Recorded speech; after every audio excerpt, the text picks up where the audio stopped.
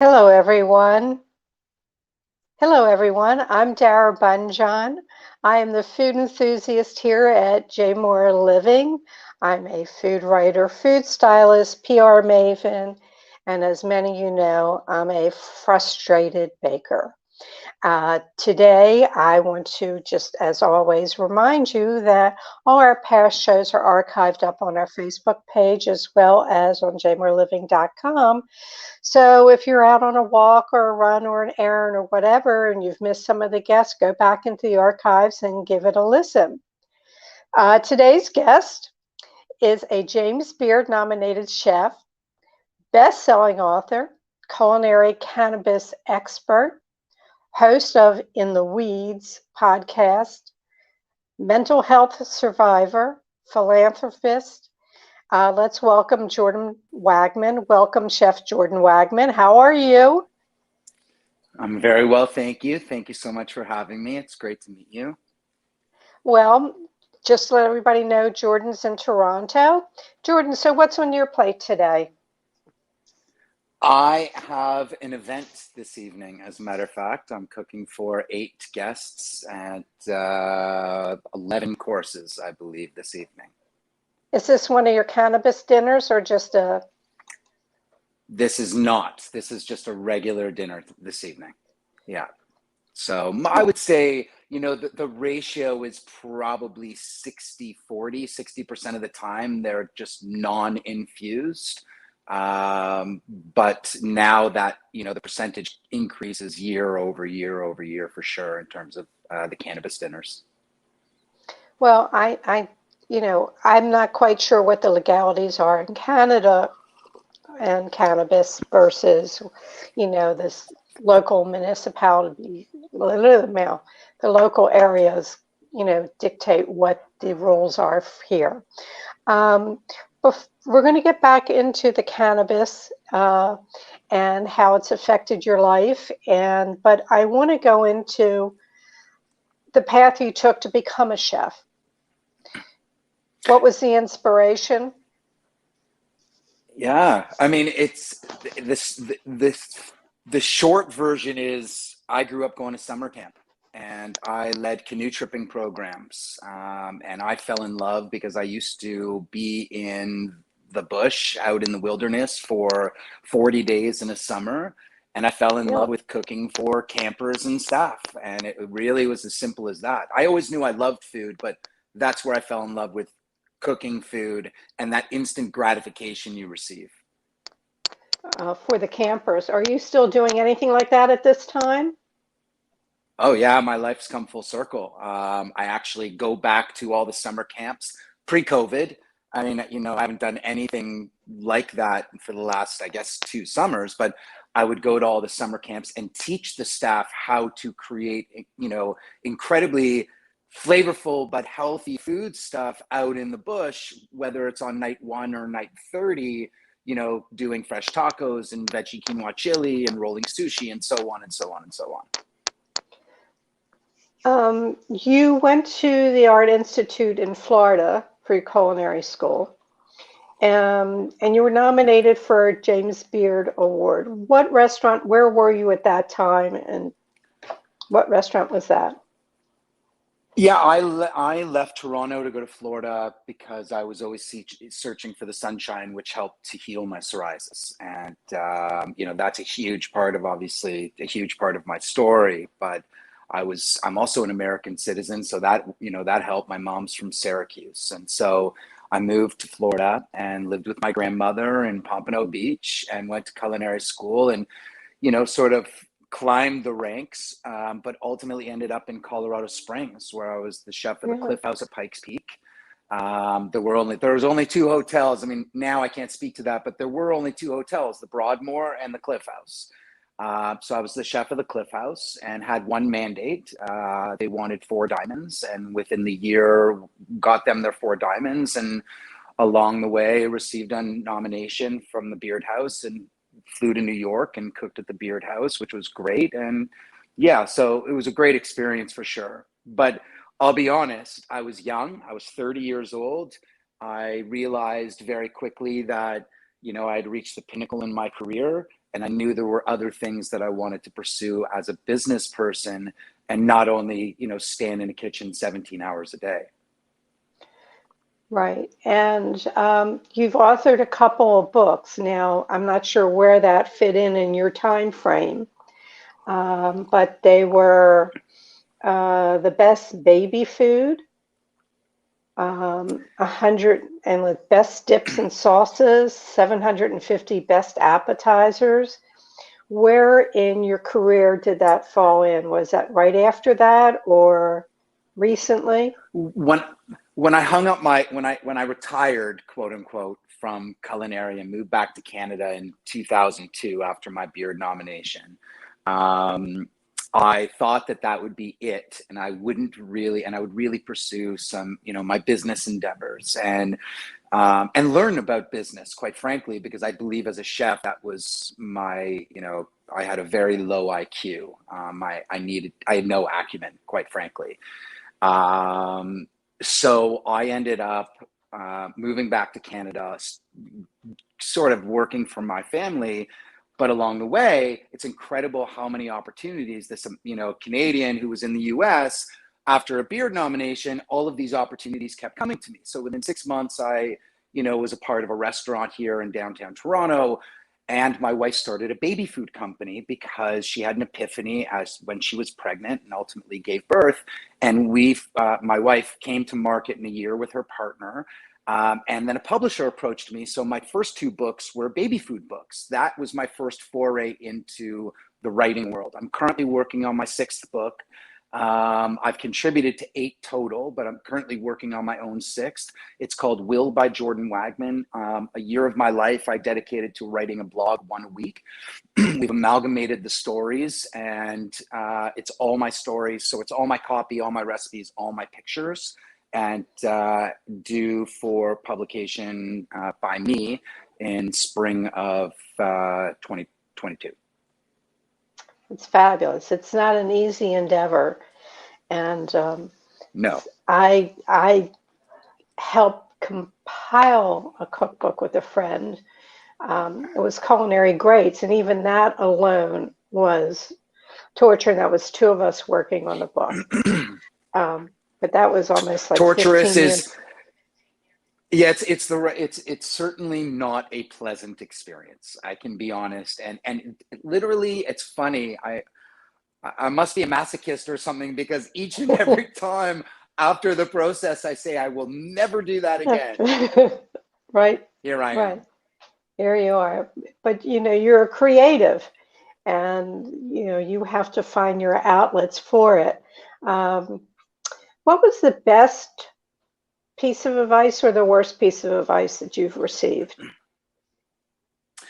It's funny. I just gave it to a young man. I mentioned to you offline that I sit on the board. I was in the system with JFCS. I went to a special school in the 11th grade. I've struggled with mental health my whole life, and now, fast forward to the last 4 years, I've sit on the board of JFCS, Jewish Family and Child Services in Toronto, affecting change, which is, really cool. One of the young men transitioning out of care has, I've befriended him, and he's in Culinary. So we speak from time to time. And I gave him this advice. It was the first day of culinary school in Florida, and the chef said, if you're going to wash dishes, you wash them in the best restaurants you can. In that advice, I meant literally with my, this young man, because he was actually washing dishes, but in lower tiered restaurants. And then it's very mechanical. You're not learning anything. But if you go to the top restaurant in the city and you want to be a culinarian and you appreciate that you have to work your way up, Right. the way to start is from the bottom. And so that was the best advice I was given. It meant to me, if you're going to work anywhere, you work for the best. To be honest, and I mean this wholeheartedly, since I was in the school, the Diamond Center here in Toronto in the 11th grade, and they put those tools in my toolbox that were really needed, I probably would have ended up in jail without that experience. I only take the advice that I agree with. And so that might be, it's, no one's ever asked me that before, but I take a lot of pride my entire life since I was a kid on making my own decisions and taking my own advice. But if there's one piece of advice that I would say really resonated, it's the one on the first day of culinary school. If you're going to wash dishes, you wash them in the best restaurants you can. The even though you went to culinary school, there's 50 here, 50 there, just stagiaire, learn your way up, and other people who did take the culinary school path. And I have here any new cookbooks in the works, which you talked about. Let's talk about, we brought it up, you suffer from psoriasis very badly. And I think in a note that I sent you, my husband had psoriasis, may he rest, and he smoked pot every day, far from being legal at that time. But that was his way of managing it. He didn't have it as bad as you. And I know that it affected you going to high school, you're going into special school, but your father sent you to Israel. Did he not? So you tell us about that program. Yeah. I mean, the story there is at 12 years old, I was diagnosed with psoriasis. I woke up at a friend's house. I woke up with 3 huge patches on my head, and I had spiked hair at the time. So I call that my Corey Hart years. And I had these 2 patches right at the front here, and I had the spiked hair where it all sort of clumped together to form what looked like 2 horns coming out of my head. And my father, I thought that was pretty apropos, quite frankly, because I was a little bit of a schmo growing up and had a very bad temper. But it all went hand in hand. I had a very bad temper predating my diagnosis of psoriasis. I've been seeing psychiatrists since I was 8 years old. And so that's why I'm so in tune with myself. After that diagnosis, every decision I made in my life, there's no exaggerating here. Every decision I made in my life, from the socks I put on to the underwear I wore to which pants I wore every day, and to more macro decisions, revolved around my health, specifically my skin. I wrote every high school exam in the hospital. I spent 1.5 years of my life at the Dead Sea in Israel, sleeping in a tent. Every day I'd wake up, I'd go to the Danish government. They rented a part of the Dead Sea from the Israeli government, which was their solarium. And the Danish government would send their citizens once a month. It was basically this revolving door. So every day I'd get up, we'd get naked, we'd play naked backgammon, I'd bring my guitar. I mean, literally, that was it. We'd sit in the sun for 14 and 15 hours a day. So I was there for a year. It worked so well. When I came back to Toronto, my psoriasis came back immediately. So 6 months later, I went back to Israel for an additional 6 months. So for 1.5 years total. But I found what I call the first piece to my health puzzle. That was the sunshine. Every time we went away, I never bothered going on ski trips. I would always go to Jamaica or wherever I could. Islands, sunshine. It was always, that was my goal. Fast forward, 7 years ago, I was finally ready to commit more holistically to the approach of dealing with my psoriasis. And I sought the help of a naturopath. And I should preface it by saying I've smoked joints every day of my life since I was 12 years old.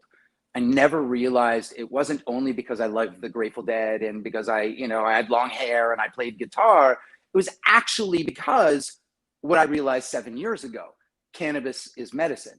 Cannabis helps to heal you.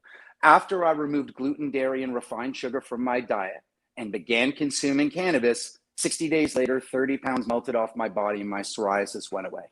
So for the last 7 years, there's not a day that passes that I don't speak with someone whose mother, daughter, brother, sister, uncle, aunt, whomever it is, has an autoimmune disease. How can I help them? And talking them off the biologic ledge. Now, I'll be very clear. The vaccine, unfortunately, I've been very healthy for 7 years. Haven't had a fever, not a cold, nothing since I've changed my diet and started consuming cannabis. When I got the second dose of the vaccine, it completely killed me. it basically activated my autoimmune disease. I had my first fevers in 7 years. I was in bed for 2 days, woke up on the Monday, and head to toe covered in psoriasis. I'll fast forward the ebbs and flows of the last, and this is really critical for anyone watching because there are people going through this. The ebbs and flows, my body, I would eat something and it was new to me to react negatively to it, and I'd heal fairly quickly. Well, I went to my sister's house, had my mom's crispy chicken, which is cornflake crusted crispy chicken on Shabbat one night, many months ago. And it had tons of gluten in it. And I cheated, and I usually was okay with it. I was bedridden for a month. And Really? I ended up having to take a biologic. And it's called Skyrizi. It's specifically for psoriasis. It goes against everything I believe in, except when you have no other choice and you've done everything like I have, which is I eat clean, I work out, I take my, I consume cannabis, I take all of my supplements and so on and so on. At some point in time, it's about quality of life. And so for the last 4 months, I've been on it. I was healed in 3 weeks, and I wake up every day thanking God for it. And wow, that was emotional. But truly it was, it saved my life. I wasn't sure what was going to happen after all of this. So psoriasis has ruled my life, a lot of my decisions, but it's also my experiences have helped me help a lot of people. The podcast, In the Weeds, In the Weeds has two connotations to it, restaurant connotations and the marijuana connotations. In the restaurant, In the Weeds means you're slammed, the kitchen is crazy. In the weeds, well, what else do we call pot but weed? Talk a bit about your podcast and who your guests are, and just to let everybody know, In the Weeds can be found on Spotify. Just put it in, search for it, you'll find it. Go ahead. I'm sorry. No. Thank you. I'm very proud of In the Weeds, and the double entendre as well. So if you listen to the lyrics of the song that I wrote as the opening for In the Weeds, the lyrics are, when the chits pile up and there's lots of people to feed. Now I forget the lyrics, but the gist of it is, when the chits pile up and you've got lots of people to feed, we put our heads down. You'd never know we're in the weeds, right? You put our heads down and we band together. You'd never know we're in the weeds. And so really, I wrote those lyrics because it's a reflection of why I created this to begin with.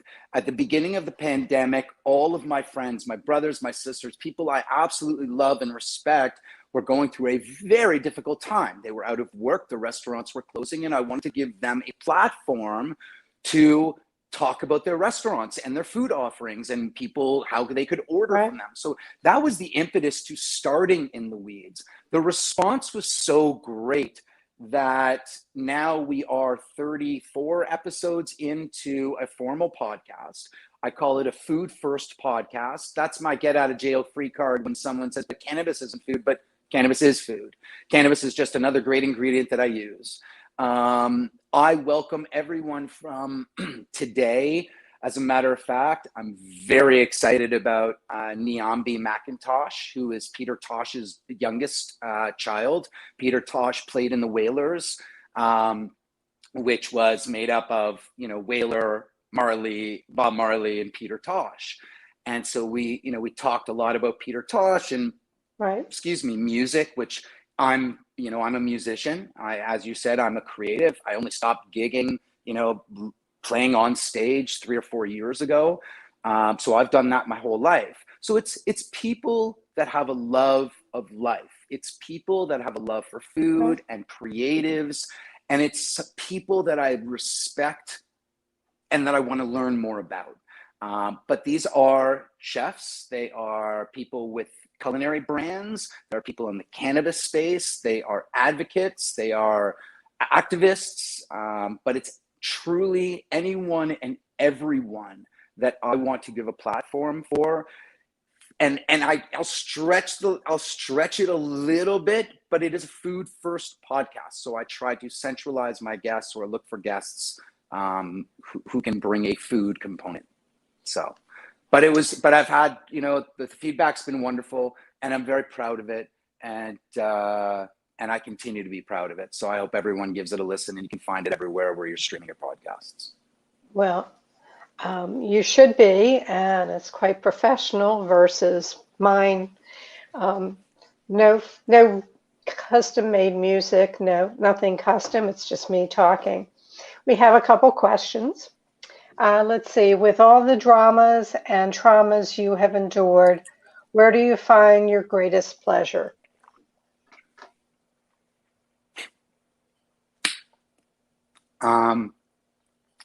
My children and my wife. I met my wife when I was 20 years old. I'm 49. My two kids, my son's a freshman in university, my daughter's in the 9th grade. They like me. They think I'm relatively cool. My wife still likes me. And I think truly I'm really very proud, most proud, and I derive most pleasure from seeing their successes, for sure. Is there a cookbook that's out there that's cooking with cannabis? I've been corrected by my friend Honey. She says, "Hey, Dara, we call it cannabis now." So, I'm old school. I like your friend. Well, listen, I mean, the nomenclature, it depends the audience, it really does. But when we're speaking about it to our peers, the people that I'm trying to bring, those non-cannabis users, I don't want to call it weed. It's the same, but I don't want to call it weed because I really want to draw people in and allow them to understand that we're not talking about potheads and stoners and, burnouts anymore. We're talking about, when we speak about cannabis users, it's us. It's lawyers and doctors and professional athletes and teachers and moms and dads and everyone in between, because cannabis is medicine. Anyways, I cookbook. So there's currently a cookbook, and shame on me for not having it here with me. It's, I believe, The Artistry of Cooking with Cannabis. That's one of the books that I contributed to. I was actually the only Canadian. I'll wave my Canadian flag there. I was very proud of that. But what's really cool about it is we're up against Jacques Pepin and other very reputable, well-known culinarians for a People's Choice Award. And I would love your audience to go out and support that, because it would be really, really cool as we continue to try to bring cannabis to mainstream. That's why I stand on my soapbox often, so that I can, make sure that I'm out there removing that stigma. But yeah, absolutely. If your audience can go and, People's Choice Awards and vote for us, The Artistry of Cooking with Cannabis. And there's also, what's it, Vice TV, they have Bon Appetit. Somebody at your door? I heard a dig. Sorry, it's my favorite farmer, who I have an event tonight, and he just brought I don't eat dairy, I don't eat cow dairy, but I eat sheep and goat. And it's a very special, sorry, I got off track, but he came in. So, my dinners, what I offer are very farm to table-esque. It's all gluten, dairy, and refined sugar, but I know the people who milk the sheep and the goat. So it's very special. That was Alex at the door. Well, hi, Alex. Sending regards. And maybe for the people tuning in, they hear about CBD and THC. Simple explanation between that and terpenes or terpenes. Mm-hmm. Let's try that out. Yeah. So I'll give you an example, not to throw my mother-in-law under the bus, but she was here for Shabbos last week, and she said, Jordan, my friend said that I should take THC. And I said, really? Your friend told you that? Well, I think you should go see a doctor, and you should get a prescription if you want to take THC. I'm not about to prescribe it to my mother-in-law. Here's the difference. CBD and other minor cannabinoids like CBN, CBG, they are have non-psychoactive or non-euphoric impact on us, okay? You can have something that's called full spectrum. Just consider it, full spectrum, right? Tires encompasses the entire spectrum, which means that there is a little bit of THC.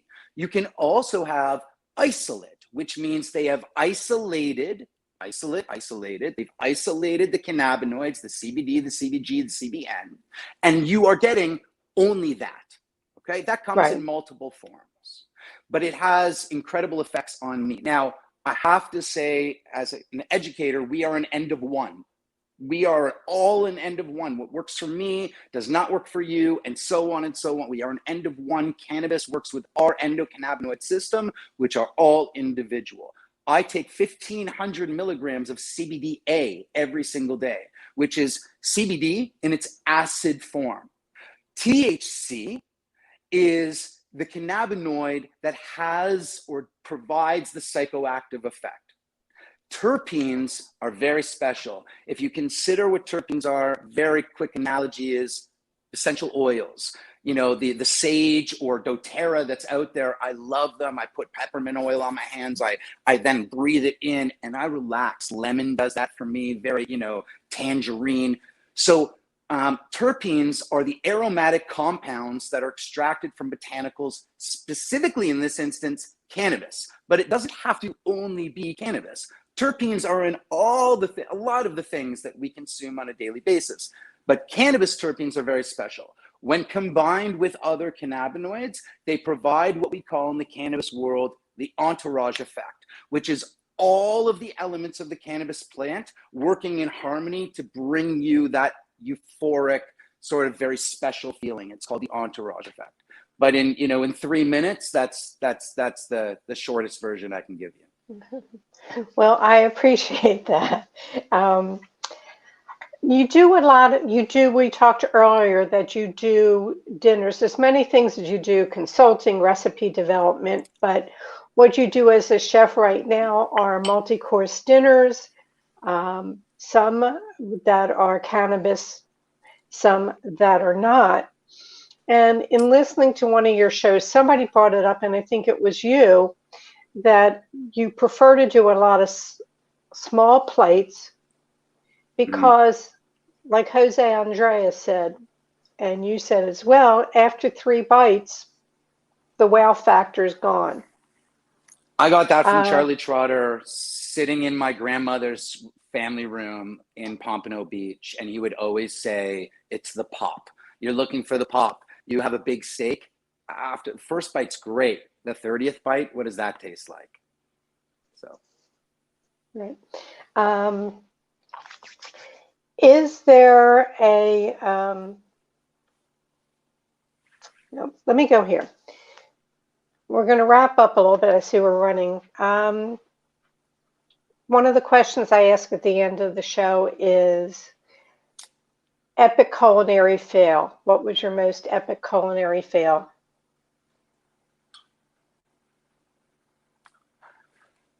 I'm going to be very clear about a story, and I'll make it very quick. In 1999, I opened up what was the Air Canada Centre. It's where the Raptors and the Toronto Maple Leafs play here in Toronto. My psoriasis got bad, and I needed to chase the sunshine. I accepted a job at the Grand Lido Resort in Negril, Jamaica. My epic fail was that I accepted that job. I went there 2 weeks. The first week, I was there to accept the position. The second week was the week I was getting married, February 2000, where they asked me to stay an extra day. And on that extra day, they said, chef, no one will eat the food. If you cook it, you have a contagious disease. I lost my job, my honeymoon. I lost everything. I'd already given notice, but I'll tell you something, and the audience really needs to appreciate this. Everything has a silver lining, and everything happens for a reason. If I hadn't lost that opportunity, I never would have received a James Beard nomination, and I'm not sure I'm speaking to you today. So everything does happen for a reason. My biggest culinary epic fail is that story, for sure. Okay, and I just want to remind people Jonathan's information is floating up in the notes, but let's go over this right now. Everything you want to know about Jonathan, well, most of it. I'm sure there's a couple secrets. You can find at jordanwagman.com, his podcast In the Weeds, anywhere that you can, Spotify, Amazon, you can find it, check it out. And his social is Chef Jordan Wagman, and that would be Facebook and Instagram, and Twitter, it's Wagman Jordan. But you will find all of that in the notes. Jordan, last question. What didn't I ask you that I should have? The pandemic has been hard on everyone. We all struggle, every last one of us. Those that look to be strong and burly, those that are very charismatic, those that are extroverts. It's all of us. And I think what's really critical to appreciate is that I am always around to talk to someone who is struggling. I lost a very good friend, and you called me a mental health survivor. I changed that from mental health advocate to mental health survivor when my friend took his life 5 months ago. And I love Mark very much. And I've survived my mental health. He did not. So I am always available to chat with anyone who is struggling. I think that's the most important thing to make mention of.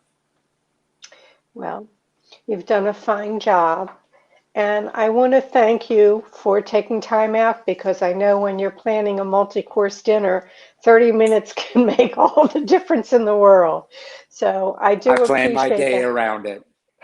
Well, thank you. Thank you so much. My pleasure. And let me wish you, Hanukkah has come and gone, but it's still the holiday season. So enjoy the season and goodwill, and all the best to you. And it might take a while for you to float out. I'm just going to do a couple of notes here. Everyone, I really haven't figured out who's going to be on the show next week, but we will be having a show, so do tune in. I'm Dara Bunjon. You can reach me at food@jmoreliving.com. My social is at Dara Cooks. And this video will be up on Facebook page for J More Living, and also jmoreliving.com. We always appreciate it when you share the show with friends and family who might enjoy the conversation. And I look forward to seeing you next week. And as always, may your plates always, always remain full.